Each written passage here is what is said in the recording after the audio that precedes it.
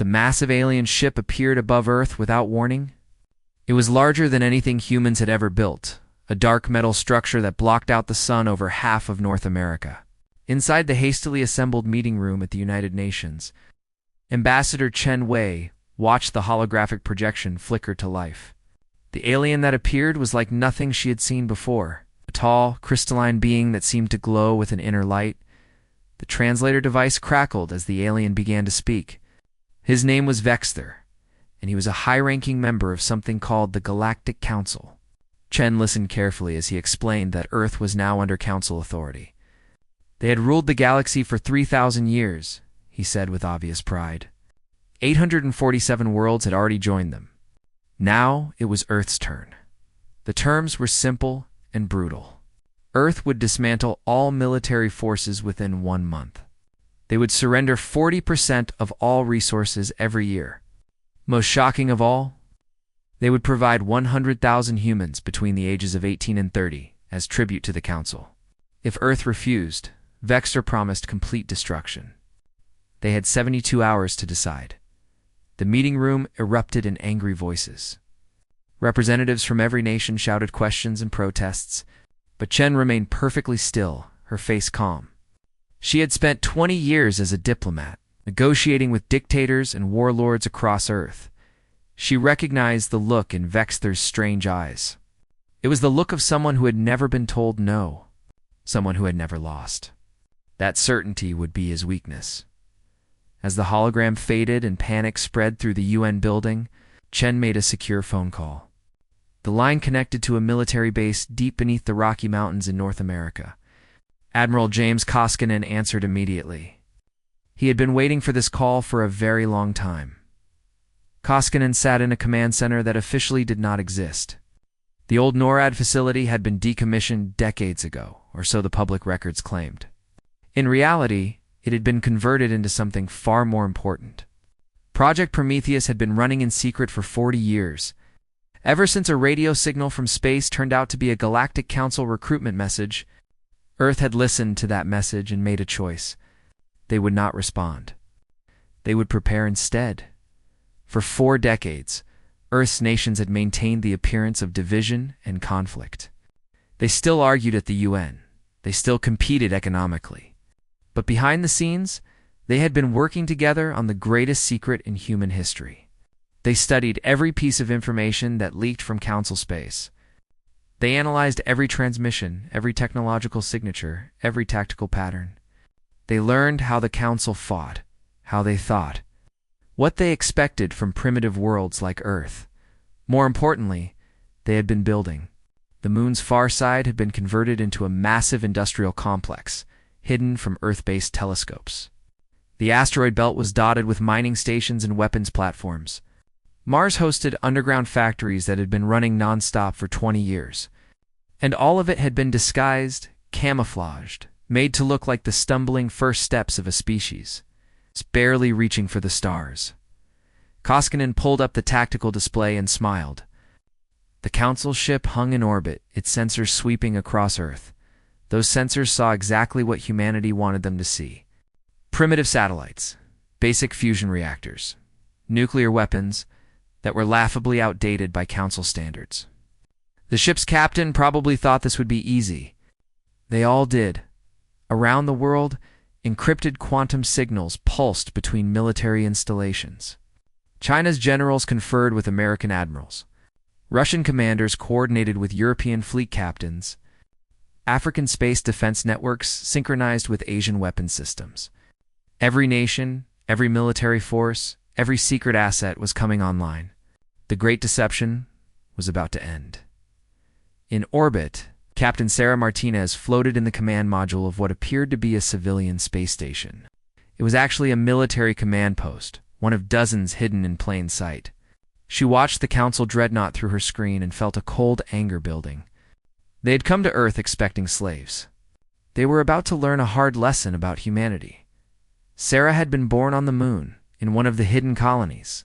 She had grown up knowing that someday someone from the stars would come. Her entire life had been preparation for this moment. She and thousands like her had trained in secret, learning to fly ships that the rest of humanity did not know existed, mastering weapons that officially had never been built. Back in the UN building, Chen stood before the assembly once more. She had been given talking points, things to say that would make Earth seem desperate and afraid. Instead, she looked up at the hologram of Vexther and spoke clearly. Her words were transmitted to the council ship, but more importantly, they were broadcast on every frequency to every listening post. Earth had hidden throughout the solar system. The 72 hours passed slowly.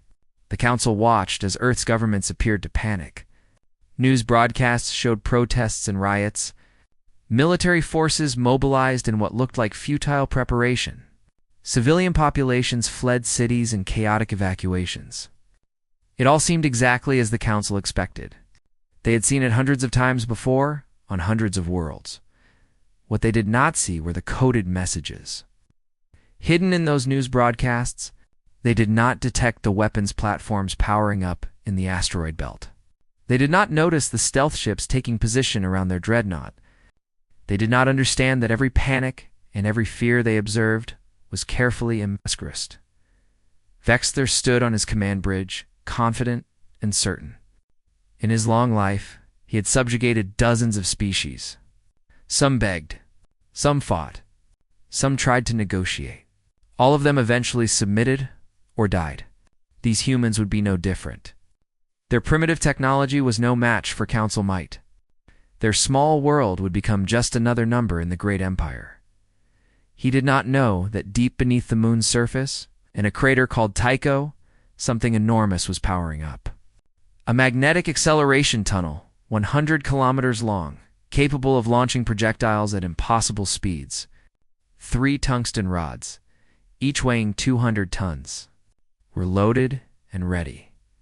He did not know that Admiral Koskinen was watching his ship's every move, analyzing its shield frequency, its weapon placements, its structural weak points.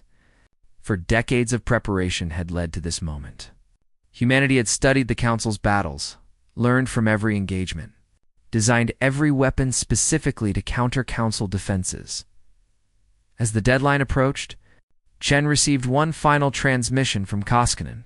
Just 2 words. "We're ready." She smiled for the first time since the Council had arrived. Earth had been at war with itself for 10,000 years. Humans had perfected deception, guerrilla warfare, and total war. They had nearly destroyed themselves a dozen times and somehow always survived. Now, finally, they had a common enemy. The Council had given humanity the greatest gift possible, unity. The 72 hours ended. It was time to show the galaxy what humans could do. At hour 71, Ambassador Chen walked alone into the empty UN Assembly Hall. The holographic projector activated, and Vexler's crystalline form appeared above her. She could see other council members in the background, hundreds of alien species, all watching with curiosity. They were broadcasting this across their empire. Good. Let them all see. Chen looked up at the alien leader and spoke with perfect calm. Her voice was steady and clear. "Counselor Vexter, on behalf of all humanity, I present our response to your demands. Leave our solar system within 24 hours. Never return. If you do this, we will forget this incident ever happened." For a moment, there was silence. Then the council chamber erupted in sounds that the translator could barely process. Clicks, hisses, and musical tones that all meant the same thing. Laughter. They were laughing at her. At Earth, at humanity's response, Vexler's form pulsed with colors that meant amusement. "Your bravado is entertaining but meaningless. Since you have chosen to refuse, we will now demonstrate the price of defiance. Our compliance officers will land in your major cities within the hour. But first, we will show you what happens to those who say no to the Council." His tone became colder. "We will begin with your city of Beijing. 15 million lives will end in the next 60 seconds. Doom. The massive cannon on the underside of the Council dreadnought began to glow. Energy readings spiked across every sensor. Earth's news networks captured the sight, broadcasting it worldwide. People in Beijing looked up at the sky, knowing what was coming. Some ran, some prayed, Some simply stood and watched. The weapon fired. A beam of pure energy lanced down from orbit, bright enough to blind anyone who looked directly at it. It carried enough power to vaporize a city in microseconds, to turn millions of people into ash in an instant. The beam screamed downward at the speed of light, and then it stopped. 50,000 kilometers above Earth's surface, the beam struck something invisible. The energy dispersed into a shower of harmless light that scattered across the sky like an aurora. In Beijing, people stared upward in confusion and then joy. They were alive. On the council ship, alarms began screaming. Vexter stared at his tactical display in shock. Shields. That's impossible. Our scans showed they had no such technology. He turned to his sensor officer. Explain this. Before anyone could answer, a new voice came over every communication channel in the council ship. It was a human voice, male and confident. You scanned what we wanted you to see, Counselor. Did you really think a species that split the atom before leaving its own planet would still be playing with simple rockets? Admiral Koskinen sat in his command center, watching the council ship's confusion with satisfaction. All units, he transmitted on the secure human network. Execute Alpha Strike. Show them what we've been hiding. Around Earth's orbit, hundreds of objects that had been cataloged as space debris suddenly came to life. Old satellite holes split open. Burned-out rocket stages shed their outer layers. What emerged were sleek weapons platforms, each bristling with weapons. They had been there for years, drifting in orbit, looking like junk. Now they revealed their true nature. The Council. Dreadnought's shields flickered as railgun rounds began hammering into them. These were not energy weapons that the Council's sensors could easily detect. They were simple kinetic projectiles, chunks of metal accelerated to incredible speeds. The Council had abandoned such primitive weapons centuries ago. That was their mistake. The old technology was invisible to their modern detection systems. Captain Martinez led her squadron of stealth fighters from behind the moon.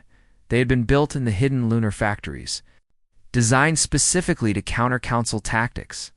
Small, fast, and coated in materials that absorbed sensor beams. They were nearly invisible until they were right on top of their target. Vexter watched in growing horror as his ship's shields began to fail under the concentrated assault. All weapons, return fire. Launch fighters. Find their command ship. But his orders met with chaos. The human attacks were coming from dozens of directions at once. Every time his gunners targeted one threat, 3 more appeared. Then Sarah's voice came over the Council frequency, speaking in perfect Council standard language. Looking for our command ship? We learned from your battles. We don't use centralized command. Every ship, every platform, every fighter can operate independently. Cut off the head and we keep fighting. That's what happens when you fight a species that's been at war with itself for 10,000 years. Vexter, as sensor officer, shouted a warning. Energy spike from their moon. Massive power signature. The display showed something emerging from the lunar surface. The entire Tycho crater was opening like a flower. Revealing technology that should not exist on this primitive world, the magnetic accelerator had been built over 30 years. Carved into the moon's surface in absolute secrecy. 100 kilometers of acceleration tunnel? Using magnetic fields to launch projectiles at speeds the Council thought impossible. 3 tungsten rods, each the size of a telephone pole and weighing 200 tons, sat in the launch chamber. Admiral Koskinen gave the order. Fire. The magnetic fields activated in sequence, accelerating the rods down the tunnel at incredible speed. They emerged from the lunar surface at 0.3% of light speed. At that velocity, they were essentially unstoppable. The Council's shields were designed to stop energy weapons and slow-moving missiles. They were not designed for this. Vexter had 1 second to realize what was coming. 1 second to understand that these humans had not just been hiding their technology. They had been studying Council defenses for decades. They had designed every weapon, every tactic, specifically to counter what the Council would bring. 1 second to know that his arrogance had doomed his ship. The first tungsten rod hit the Dreadnought's shields. The energy barrier, already weakened by the railgun assault, collapsed completely. The second rod punched through the hull like it was paper, vaporizing everything in its path. The third rod hit the ship's main reactor. The explosion was visible from Earth. A second sun bloomed in orbit as the Council Dreadnought's power core went critical. Escape pods began launching in every direction, fleeing the dying ship. Vexter found himself inside one of them, watching his mighty vessel break apart. Ambassador Chen's voice came over the emergency channels, still perfectly calm. "Your 24 hours starts now, Counselor. I suggest you don't waste them arguing." The escape pods were allowed to group together. No one fired on them. The human fleet simply watched as the Council survivors huddled in their small craft, waiting for rescue. It was a calculated mercy. Let them survive.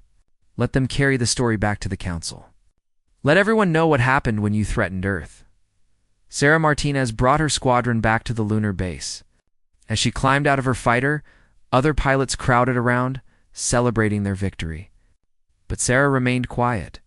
She had studied military history her entire life. She knew this was just the beginning. On Earth, celebrations erupted in every city. The news showed the destroyed Council ship, the triumphant human fleet, the incredible weapons that had been hidden for so long. People danced in the streets, proud and relieved. They thought the war was over. In the UN building, Chen stood beside Admiral Koskinen, both of them watching the celebrations on the monitors. Neither smiled. "They'll come back," Chen said quietly. "With everything they have," Koskinen nodded, pulling up a star map. It showed the positions of Council fleets throughout the galaxy. Some were close. Some were far. All of them were much larger than the force that had just attacked Earth. "I know. But we've bought ourselves time, and we've done something more important." He changed the display. It now showed communication intercepts from across Council space. On dozens of worlds, subject species were watching the same footage of Earth's victory. They were seeing that the Council could be beaten, that resistance was possible. "We didn't just win a battle," Koskinen said. "We started a revolution." Chen allowed herself a small smile. "Then we better make sure we're ready for what comes next." In the ruins of the Council Dreadnought, drifting in orbit among the debris, a data core continued to transmit. It was sending everything back to Council space. Video of the battle, analysis of human weapons, tactical assessments, and one simple, terrifying conclusion: these humans were not primitives. They were predators who had been preparing for this moment for decades. They had turned deception into an art form. They fought like nothing the Council had ever encountered. And worst of all, they were now broadcasting their victory across the galaxy, showing every subjugated species exactly how they had done it. The Council's age of unchallenged dominance was over. The emergency session of the Galactic Council began within hours of receiving the distress signals from Vexter's escape pods. 800 species gathered in the Great Chamber on Centrum Prime, their capital world. The meeting was conducted through quantum communication, allowing representatives from across the galaxy to participate in real time. The chamber hummed with hundreds of different languages, all filtered through universal translators. Counselor Vexter stood before them, his crystalline body bearing visible cracks from his near-death experience. Emergency repairs had stabilized him, but the damage to his pride was far worse. He addressed the assembly with barely controlled anger. What happened at Earth was a minor setback. One ship against a hidden defense network. Nothing more. I propose immediate deployment of the 7th Battle Fleet. We will make an example of this world that will echo across the galaxy for 1,000 years. Many in the chamber responded with agreement. The 7th Fleet was legendary, 120 dreadnoughts that had never lost a battle. It had crushed the last major rebellion 30 years ago, reducing 5 worlds to lifeless rocks in a matter of weeks. Surely, such power would be more than enough for one primitive planet.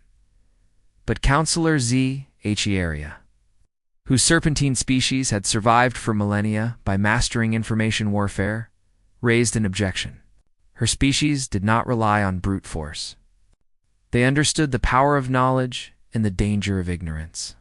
She manipulated the holographic display at the center of the chamber, showing intercepted human communications. "Give them time," she said, her voice carrying across the chamber. You broadcast your arrival on open channels.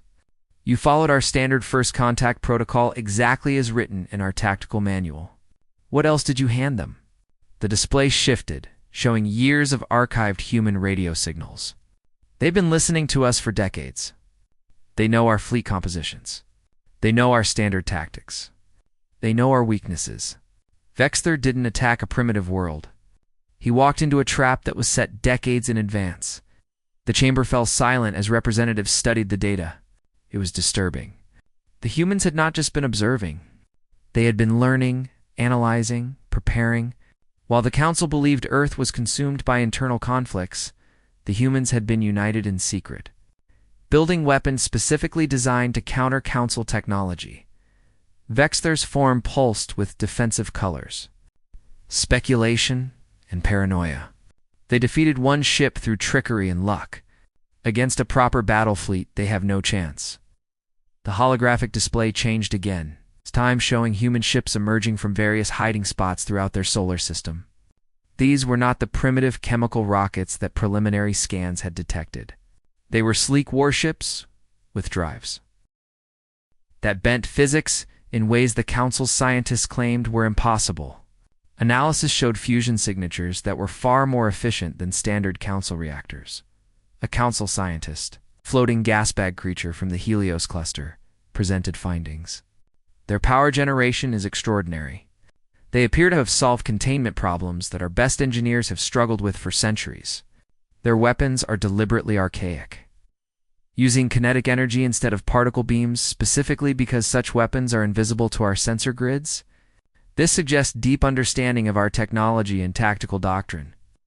ZHE Area continued her presentation. More concerning is their propaganda.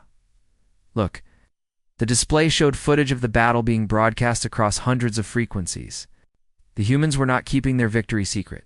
They were advertising it, teaching it. Every subjugated species in Council space could see exactly how Earth had defended itself. A representative from the Orion sector stood. His species had been conquered 200 years ago and had served the Council loyally ever since, or so everyone had believed. We have received inquiries from resistance cells on 14 worlds in our sector alone. They are asking about human tactics, about how to hide military assets from Council sensors, about how to build kinetic weapons from primitive materials. Another representative from a water world in the Sagittarius Arm added quietly, "We intercepted a transmission on my homeworld. Young rebels have started calling themselves humans as a term of honor. They paint human flags on walls as symbols of resistance." The implications spread through the chamber like ripples in water. For 3,000 years, the Council had maintained control through overwhelming force and the myth of invincibility. No one seriously resisted because everyone knew resistance was futile. But Earth had shattered that myth. More dangerous, they had shown others how to fight back. Vexter grew more agitated. Then we must crush them immediately. Every day we delay, the cancer spreads. Or, Jaria countered, we consider why we failed. We have grown soft, Counselor. We've faced no real challenges for so long that we've forgotten what true warfare means. These humans have been fighting each other for their entire history. They have perfected the art of war, while we've been busy administering an empire. She changed the display again, showing human history in fast-forward, wars, genocides, nuclear weapons used against their own cities, empires rising and falling, and somehow always survival. The humans had nearly destroyed themselves dozens of times, yet they always came back stronger. Look at what they did to themselves, Jaria said. They split their world into hundreds of nations and fought constantly for thousands of years. They developed weapons capable of ending all life on their planet and came within moments of using them. They should have destroyed themselves a dozen times over. She paused, letting that sink in. Instead, they learned, they adapted. And when they detected us 40 years ago, they united in secret while maintaining the appearance of division. They played a long game that we didn't even know was being played. A new voice suddenly entered the Council chamber, unauthorized and impossible to block. The chamber's security systems flashed warnings as the communication protocols were overridden. Ambassador Chen appeared in hologram, flanked by Admiral Koskinen. Somehow, the humans had cracked council encryption. "Good evening, counselors," Chen said pleasantly. "I hope you don't mind the intrusion. We thought we should join your discussion about us." The chamber erupted in confusion. How had they accessed the council's secure network? How long had they been listening? Vexler demanded that the transmission be cut, but the technicians reported they couldn't. How? The humans had complete control of the feed. Koskinen spoke next, his voice hard. "You want to know why you lost? Because you've been fighting the same wars the same way for 3,000 years. You think warfare is about having the biggest ships and the most powerful weapons. But we learned something different. War isn't about firepower. It's about will. It's about adaptability. It's about being willing to do whatever it takes to survive," Chen continued. "Every species you've encountered either submitted immediately or fought openly and died. But humans? We don't fight fair. We don't fight honorably. We fight to win. You want to send your 7th Fleet? Go ahead. We'll destroy it just like we destroyed your dreadnought. And we'll broadcast that defeat too." The display behind them showed a map of human space. Not just Earth and its moon, but dozens of hidden facilities throughout the solar system. Weapons platforms in the asteroid belt. Factories on Mars, shipyards on the moons of Jupiter and Saturn. Listening posts in the outer system. Every location was marked, cataloged, displayed for the council to see. "We're showing you this because we want you to understand," Chen said. "You're not fighting a primitive world. You're fighting a species that has been preparing for you for 40 years. We've studied every battle you've ever fought. We know your tactics better than you do. We've designed our entire military specifically to counter yours. And most importantly, we're teaching everyone else how to do the same." Jarya studied the human display carefully. The level of preparation was staggering. The humans had essentially created a duplicate industrial base, hidden from all sensors. The amount of coordination and secrecy required was beyond what the council thought primitive species were capable of. "They're not bluffing," she said quietly to the assembly. "Look at their industrial capacity. Look at their force distribution. They've been building this for decades while we assumed they were busy fighting among themselves." Vexler's crystalline form had gone dark with rage. "Then we deploy everything. The entire council fleet. Crush them before they can spread beyond their system." "And if we fail?" Jarya asked. The chamber went quiet.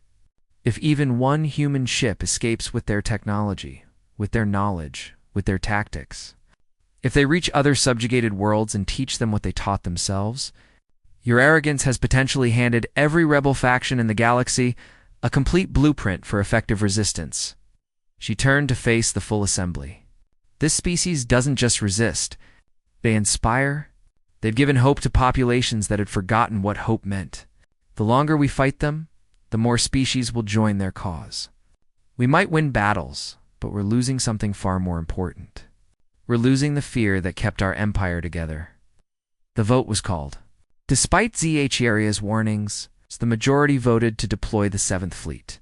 3,000 years of dominance would not end without a fight. But the dissenters were noted. Species who remembered their own subjugation. Species who saw in humanity's defiance a possibility they thought was long dead.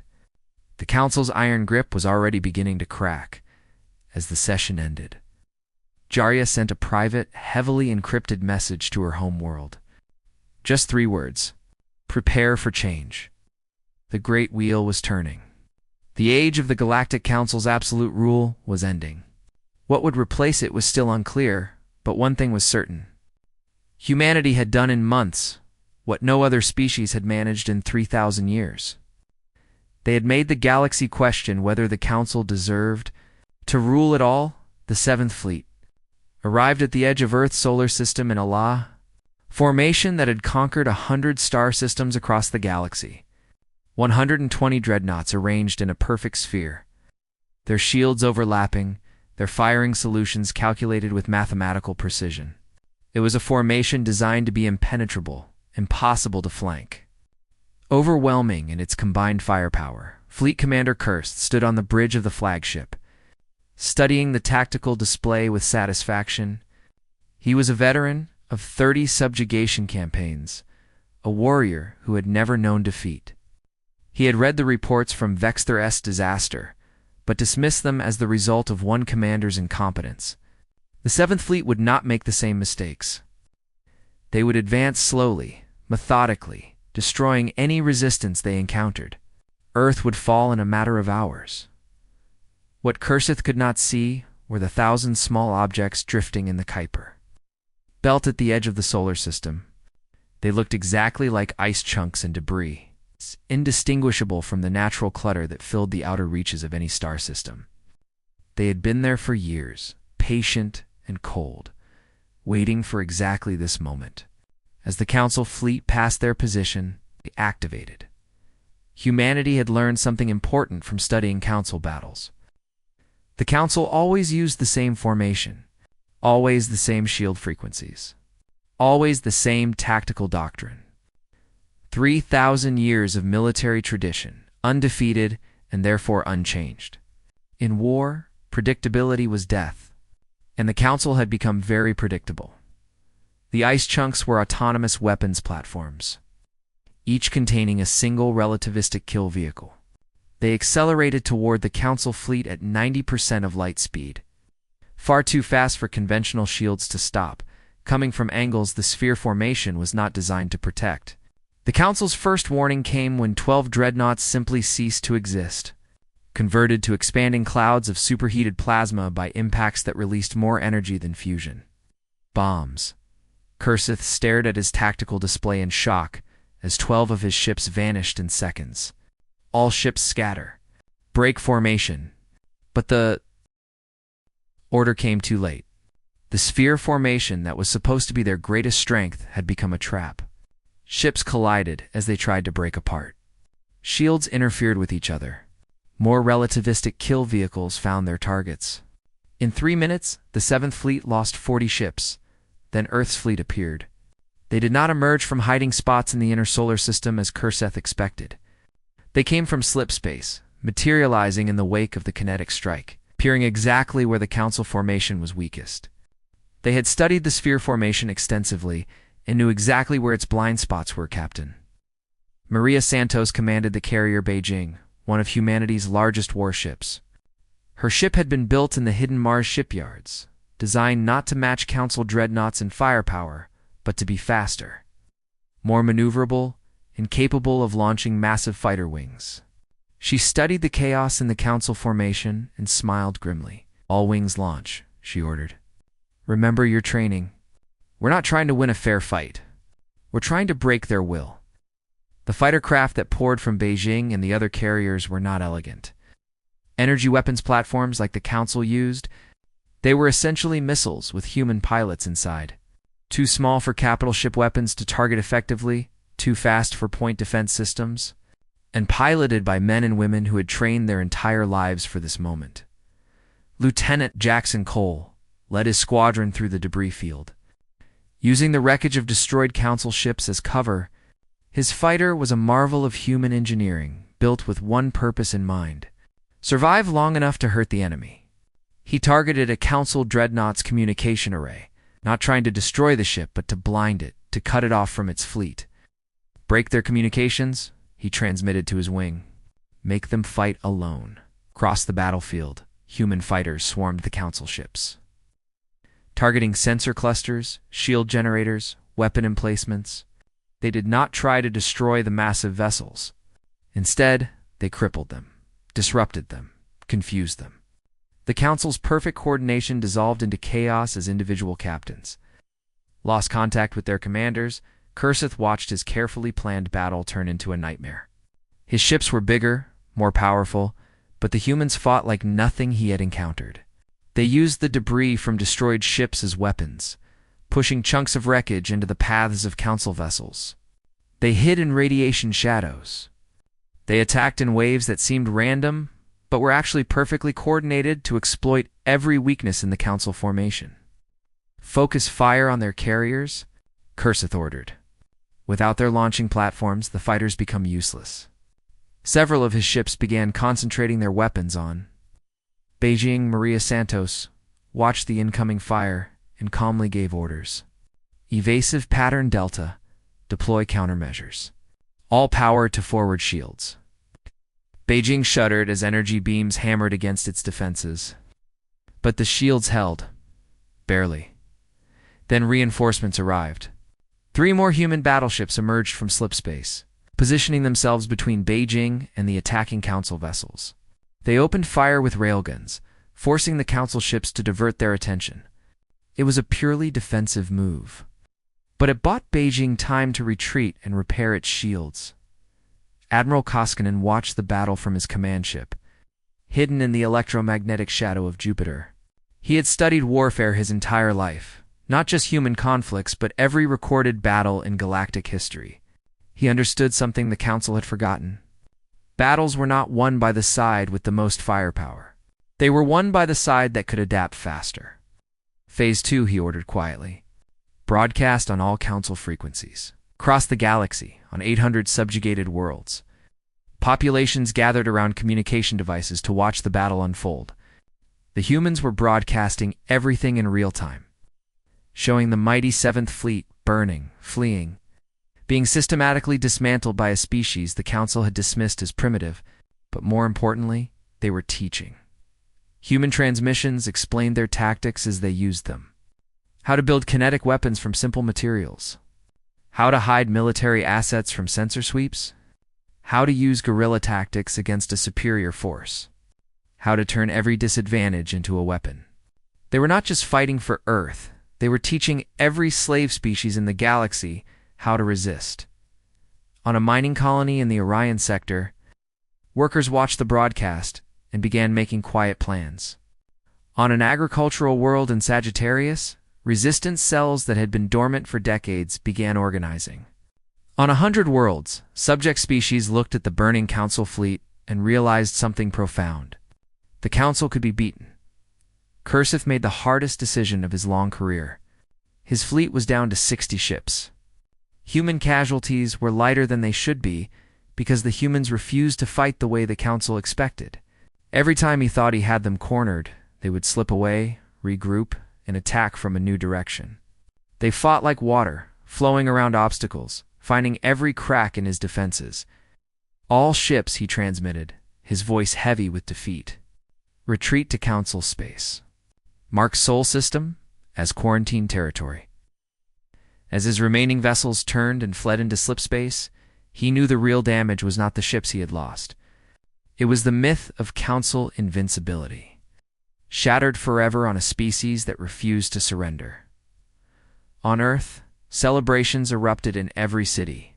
People danced in the streets, proud of their hidden military, amazed by what humanity had accomplished. They thought the war was won. They thought they were safe now. In the UN building, Ambassador Chen stood with Admiral Koskinen, watching the celebrations through the windows. Neither of them smiled. "They'll come back," Chen said quietly. "Next time with everything they have." Koskinen nodded, pulling up a star map. It showed human colony ships launched in secret over the past decade. Each one carried weapons, technology, tactical manuals, and a message for any species they encountered. Let them come. We're not fighting for Earth anymore. We're fighting for something bigger. He changed the display to show intercepts from across Council space. Rebellions breaking out on 36 worlds. Resistance cells forming on 100 more. The Council's military was being stretched thin, forced to fight on multiple fronts for the first time in centuries. We didn't just beat their fleet. We gave the galaxy hope. And hope is more contagious than any disease. Chen allowed herself a small smile. Then we better make sure we don't disappoint them. In the debris field where the battle had raged, automated salvage drones began picking through the wreckage. They collected Council technology, analyzing it, learning from it. Every piece of destroyed ship was a lesson. Every captured data core was intelligence. Humanity had been preparing for first contact for 40 years. Now they were preparing for what came next. The galaxy would never be the same. The age of the Council's unchallenged rule was ending. What would replace it was still uncertain. But one thing was clear. Humanity had done more than survive. They had inspired a revolution that would reshape the stars themselves. 6 months after the Seventh Fleet's retreat, the Galactic Council convened in their ancient spire on Centrum Prime. The chamber had hosted 3,000 years of meetings. Always orderly, always unified in purpose. Today, it was chaos. Representatives shouted at each other across the holographic displays. 300 subjugated species had openly rebelled. 50 more worlds were in states of civil unrest. The Council's military was stretched across 100 different fronts. Bleeding ships and resources, Counselor ZHORIA took the speaker's position, her serpentine form coiled with tension. She had opposed the deployment of the Seventh Fleet, and now her predictions were coming true. The humans did not just defeat us militarily, she said, her voice cutting through the noise. They defeated us philosophically. For 3 millennia, we have maintained order through fear and overwhelming force. Humanity showed the galaxy that fear can be overcome. That force can be countered. We can destroy Earth. Yes, we have the firepower. But the cost would be everything we have built. Vexthur, his crystalline body still bearing cracks from his encounter with Earth, pulsed with barely controlled fury. You propose we negotiate? Reward their aggression? Show weakness to every rebel in the galaxy. I propose we survive, Jeria countered. 20 human colony ships are already beyond our reach, spreading through uncharted space. They have shared their technology with 40 rebel worlds. They broadcast their tactics across every frequency. We can either adapt or collapse. There is no third option. A representative from the Andromeda colony spoke up. Our intelligence reports that humans have made contact with species beyond Council space. Species we never knew existed. They are building alliances while we exhaust ourselves fighting rebellions on worlds we thought were secure. Another counselor added grimly, the economic impact is severe. Trade routes are disrupted. Resource worlds are in revolt. Our treasury is being depleted, maintaining military operations on too many fronts.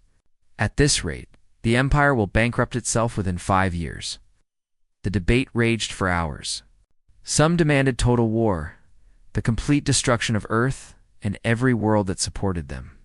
Others argued for compromise, for finding a peaceful solution before the Empire tore itself apart.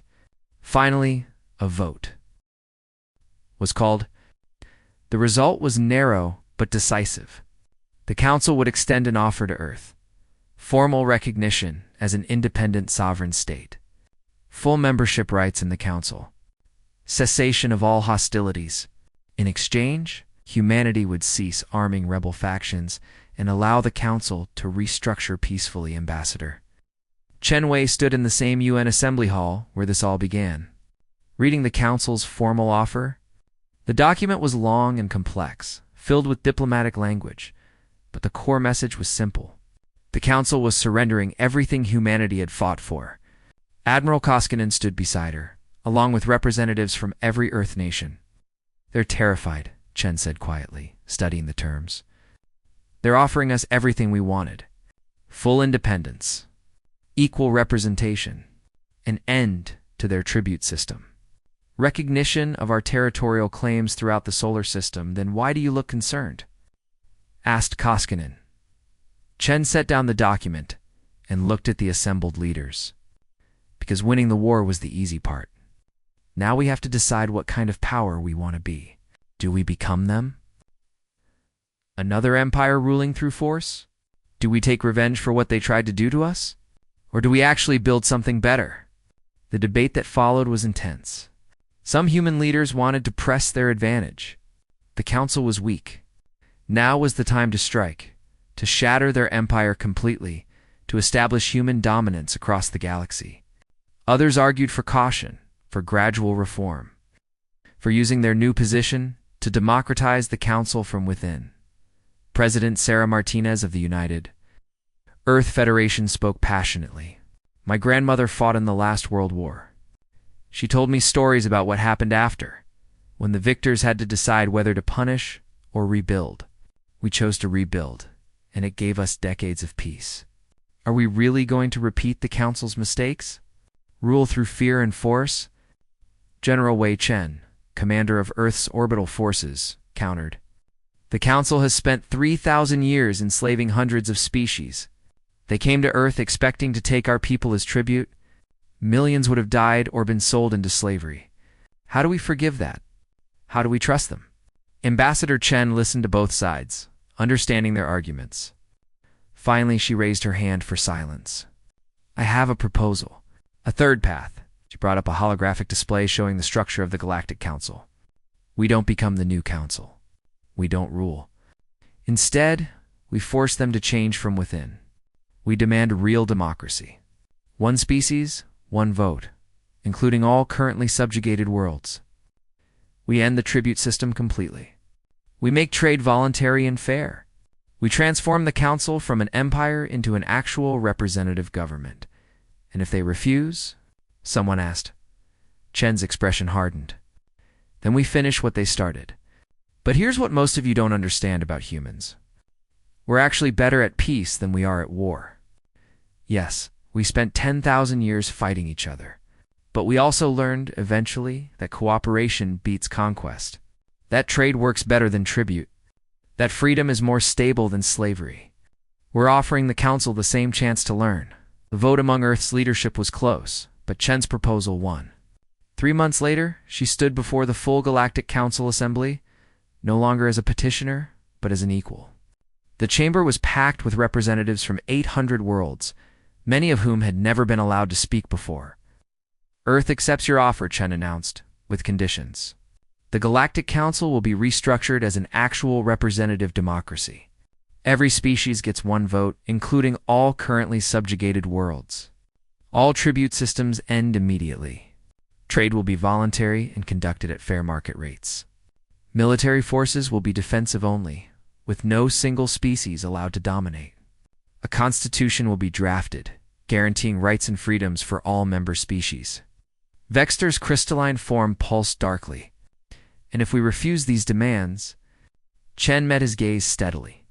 Then we continue to arm rebel factions. We continue to broadcast our tactics. We continue to build alliances with free species. Eventually, your empire collapses under its own weight. You've seen what we can do when threatened. Imagine what we could accomplish if we actively worked to dismantle you. She paused, letting that sink in. But here's what you need to understand about humans. We don't want to rule you. We don't want an empire. We want partners, equals. We've learned through bitter experience that empires always fall, usually destroying themselves in the process. Democracy is messy and slow, but it's stable. We're offering you a chance to build something that will survive another 3,000 years. The restructuring took 5 years. It was painful and chaotic. Some council species refused to accept equality with their former subjects and left forming their own small coalitions. Others, like ZH-Area's people, embraced the change eagerly. Hundreds of newly freed worlds joined the reformed assembly, bringing fresh perspectives and old grievances that needed to be addressed. The new Galactic Assembly was everything the old council was not. Messy, argumentative, inefficient, and slow. Debates that the old council would have resolved with a single vote now took weeks. Different species had to learn to compromise, to negotiate, to actually listen to each other. It was frustrating for everyone involved, but it worked. Trade increased as worlds freely exchanged goods and technology. Innovation flourished as species shared knowledge instead of hoarding it. The military was reformed into a mutual defense force, with no single species holding dominant control. For the first time in 3,000 years, the galaxy was not held together by fear. 20 years after the first contact, Ambassador Chen, now Secretary General of the Galactic Assembly, stood on the observation deck of Unity Station. The massive space station orbited a neutral world, serving as the new seat of galactic government. Through the transparent walls, she watched ships from hundreds of worlds dock peacefully, trading, talking, living together. Admiral Koskinen, retired now, but still influential, joined her at the viewport. His hair had gone gray, but his eyes were still sharp. Think they've forgiven us for breaking their empire? Chen smiled. Some have, some never will. But they're all still here talking instead of fighting. That's what matters. A young ensign approached with a datapad. "Ma'am, we're receiving first contact signals from the Andromeda sector. 3 new species requesting information about the assembly.